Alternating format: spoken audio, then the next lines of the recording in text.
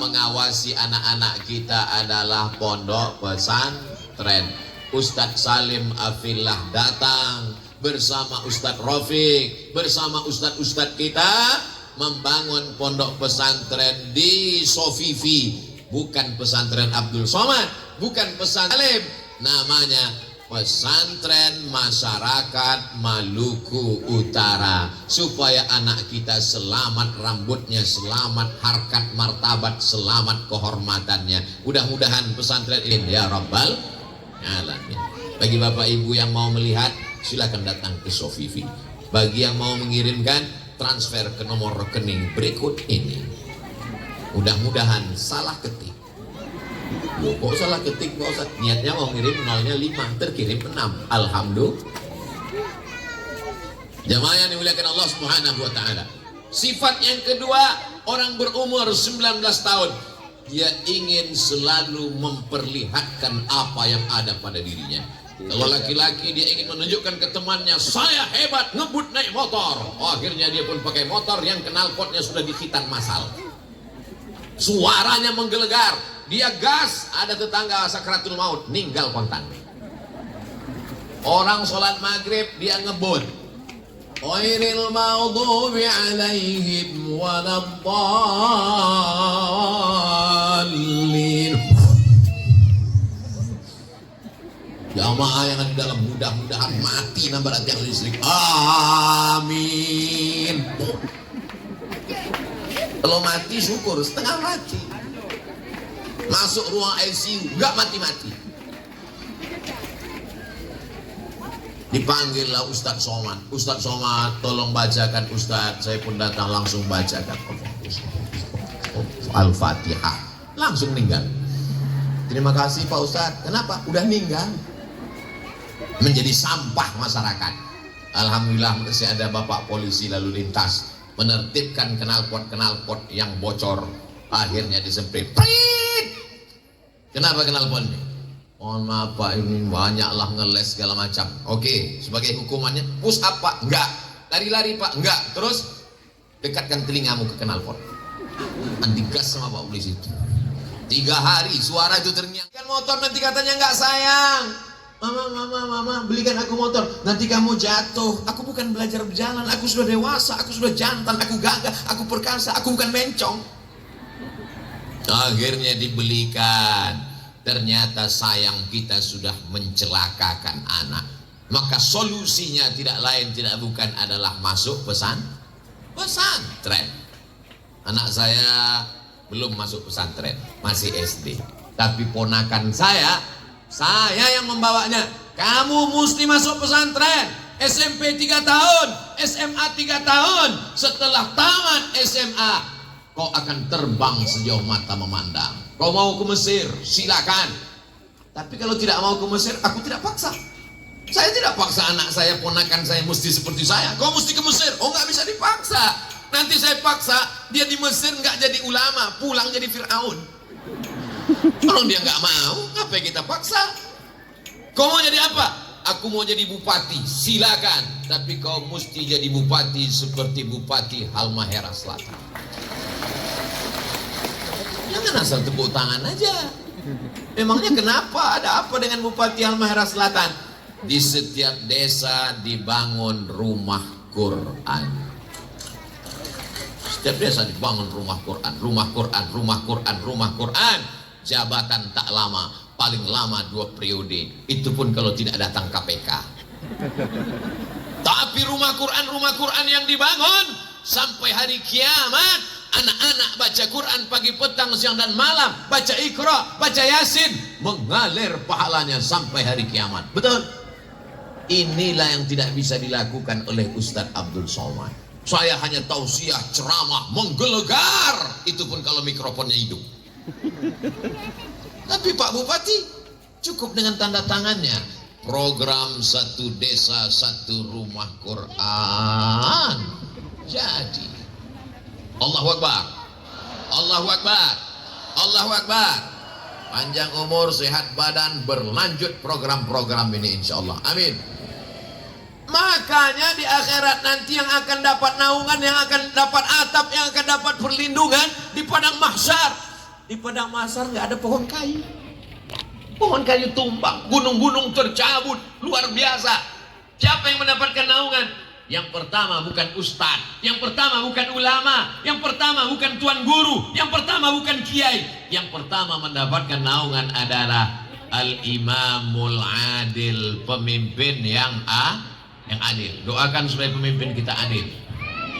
Ya Allah, panjangkan umur pemimpin kami yang adil supaya banyak rumah Quran anak kami. Jangan sampai buta huruf Al-Quran nggak bisa ngaji. Jangan sampai kita mati nanti dia ziarah, dia ambil handphone, dia cari MP3 Yasin, lalu dia bilang, mama aku nggak bisa ngaji, dengarkan aja MP3-nya.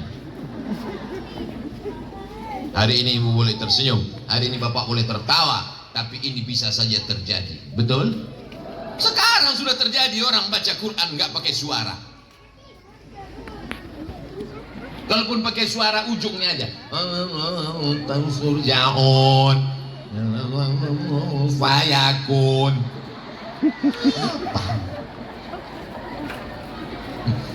Itu tidak terjadi di Pulau Baca. Itu hanya terjadi di planet Mars dan planet Neptunus. Bapak Ibu Saudara yang dimuliakan Allah Subhanahu wa taala. Anak-anak umur 19 tahun dia akan menampakkan gagahnya, perkasaannya. Ustaz kok tahu? Loh iya, saya kan pernah 19 tahun. Beberapa tahun yang lalu, ini baru 25.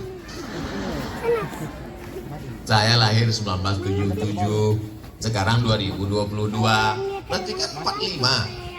Banyak yang nggak percaya. Ustaz 25, saya bilang 45, 25. Ya terserahlah saya bilang. Jamaah yang dimuliakan Allah Subhanahu wa taala, masalah umur ini bukan masalah berapa lama kita di dunia. Masalah umur ini adalah masalah rasa. Berapa banyak orang tua tapi rasanya muda. Apa maknanya? Nggak tahu diri. Sumpah Pemuda 1928 itu isinya bukan anak muda semua, orang tua, tapi semangatnya semangat muda. Ini yang hadir bukan orang tua, bukan anak muda semua. Banyak orang tua yang mestinya dia di rumah nggak semangat, tapi dia katakan, aku ingin datang mendengar tausiah Ustaz Abdul Somad. Mama jangan, ini berat, nanti sakit, kena angin tepi laut kencang, demam, batuk, bersin. Covid belum berakhir, dia sudah pulang tapi emaknya masih ada Omikron. Kenapa mesti datang tausiah Ustaz Abdul Somad? Kan bisa nonton di YouTube. Aku mau melihat langsung apakah Ustaz Abdul Somad itu betul ada di alam nyata.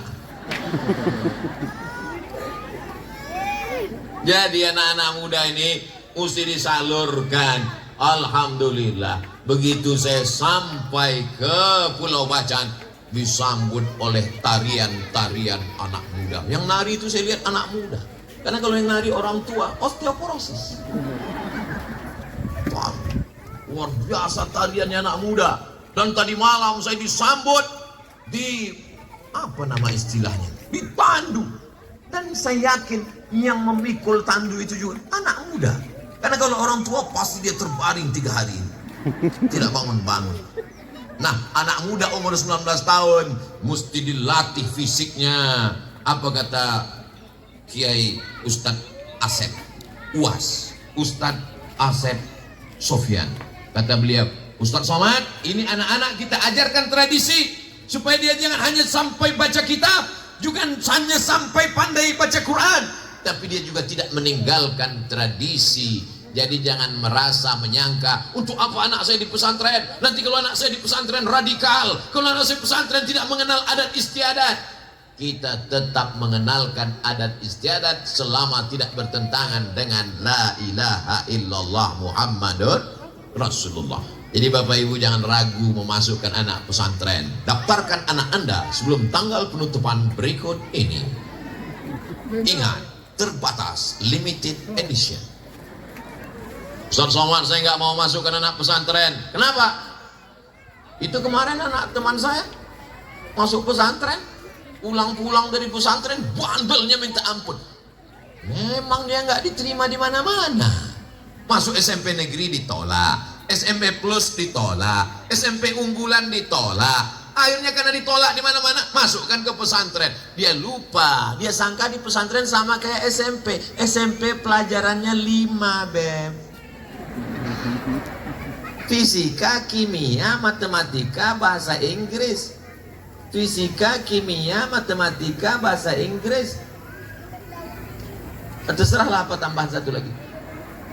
Tapi di pondok pesantren, nahwu, sharaf, balaghah, ma'ani, bayan, mantik, fikih, usul fikih, qawaidul fikih, tafsir, tajwid, arud qawafi, hadis, mustalah hadis, rijalul hadis. Kalau anak yang bandel dimasukkan ke pesantren, dua kemungkinan. Kalau nggak lari, error. Pilih anakmu yang paling cerdas, pilih anakmu yang paling smart, pilih anakmu yang paling pintar, yang paling kuat daya tangkapnya, masukkan dia ke pesantren. Setuju? Ustaz Somad dulu masuk pesantren karena nggak diterima di SMP atau gimana? Saya memang pesan kakek, ayah, ibu saya, datuk saya, cucuku yang ini mesti masuk pesantren, jangan masuk sekolah umum. Cucuku yang lain terserah, tapi yang satu ini mesti masuk sekolah pesantren.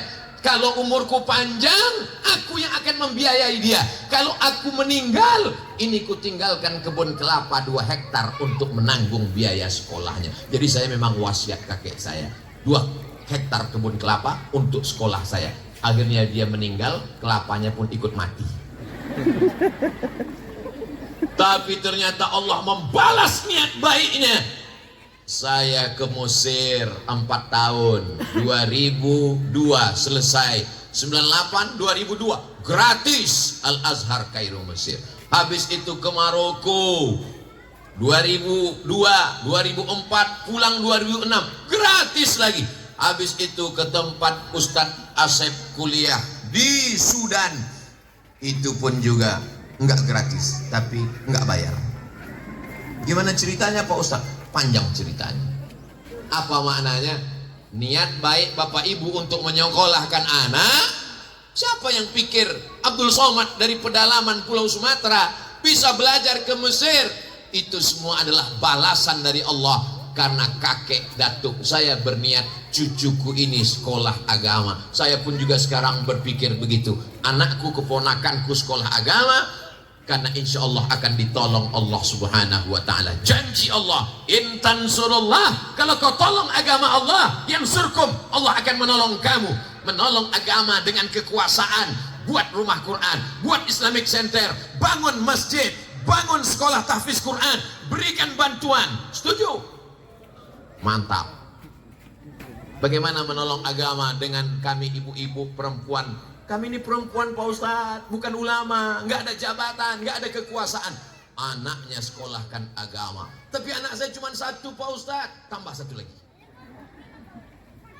Anak adalah ibadah.